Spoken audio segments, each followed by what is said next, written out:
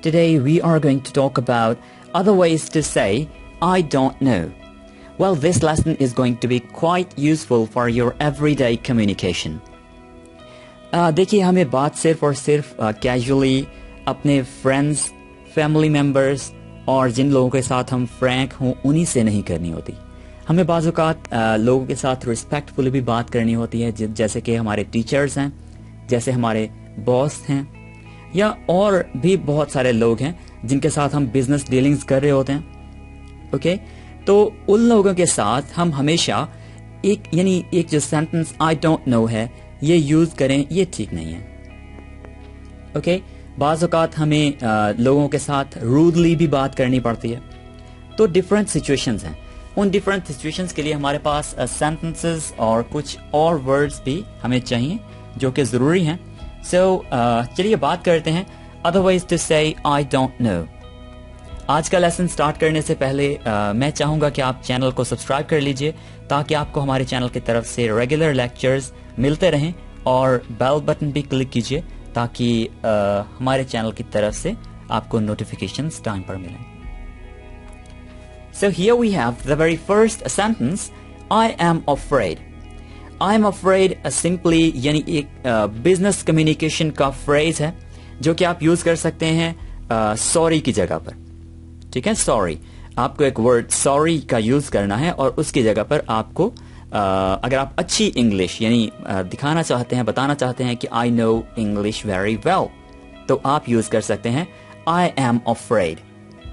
Okay, लेकिन ये जो फ्रेज है ये आप सिर्फ और सिर्फ यूज करेंगे आपकी बिजनेस कम्युनिकेशन में.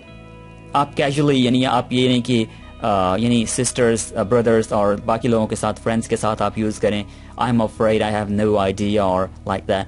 आपको इस तरह से यूज नहीं करना है. आपको बिजनेस कम्युनिकेशन और बिजनेस डीलिंग्स में ही इनका यूज करना है. राइट, यानी पोलाइटली जब आप किसी से बात करना चाह रहे हो, रिस्पेक्ट देना चाह रहे हो किसी को, तो उस वक्त आप ये कहें I am afraid, I have no idea.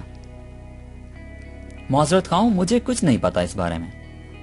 Okay, so this is a way you can use the sentence I am afraid, I have no idea. I am afraid, I have no idea. Idea. इसकी pronunciation normally क्या करते हैं हम? Idea. लेकिन अच्छी pronunciation में आप क्या करेंगे? Idea. I am afraid, I have no idea. Sorry, I can't help you there. माफ कीजिए, मैं आपकी कुछ मदद नहीं कर सकता, यानी इस मामले में मैं आपकी कुछ मदद नहीं कर सकता. सॉरी की जगह पर आप आई एम अफ्रेड का भी यूज कर सकते हैं. आई am afraid I can't help you there. माफ कीजिए, मैं आपकी कुछ मदद नहीं कर सकता. आई am afraid I can't help you there. Sorry, I can't help you there. Can't को आप दोनों तरीकों से प्रोनाउंस कर सकते हैं. Can't in British and can't in American.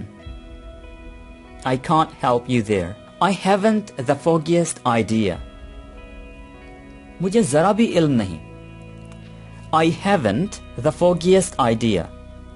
यानी fog से है, धुंधला. एक होता है कि आपको थोड़ा बहुत इल्म होता है, पता होता है, आपको कुछ आइडिया होता है. No, लेकिन यहां बात सिंपली ये है कि जरा भी इल्म नहीं, जरा भी पता नहीं है. I haven't the foggiest idea. मेरे इल्म के मुताबिक तो नहीं. Not as far as I know. आपसे कोई शख्स बात कर रहा है कि लाइक अभी रिसेंटली किसी वाक़े के मुतालिक, यानी किसी का एक्सीडेंट हो गया है for example. So you can talk about not as far as I know. मुझे वो कल तो जॉब पर आया था. Not as far as I know. Okay, so this is the way you can use it. Not as far as I know. No. As far as I know. Not as far as I know. मैं, इसके आगे आप किसी चीज के बारे में बात कर सकते हैं. मैं के बारे में कुछ नहीं जानता. फॉर एग्जाम्पल, मैं BMW के बारे में कुछ नहीं जानता. I don't know anything about BMW. Okay मैं BMW के बारे में कुछ नहीं जानता. I don't know anything about. जब आप किसी चीज के बारे में बात करें, किसी शख्स के बारे में बात करें, तो तब आप कह सकते हैं I don't know anything about him. I have no idea about BMW. ये भी यहां पर यूज कर सकते हैं. I don't know anything about BMW. I haven't got a clue. मुझे कोई अंदाजा नहीं. I haven't got a clue. मुझे कोई अंदाजा नहीं. I haven't got a clue. Got. ये प्रोनाउंसिएशन ठीक नहीं है. Got. टी को बिल्कुल हल्का सा प्रोनाउंस कीजिए. I haven't got a clue. How should I know?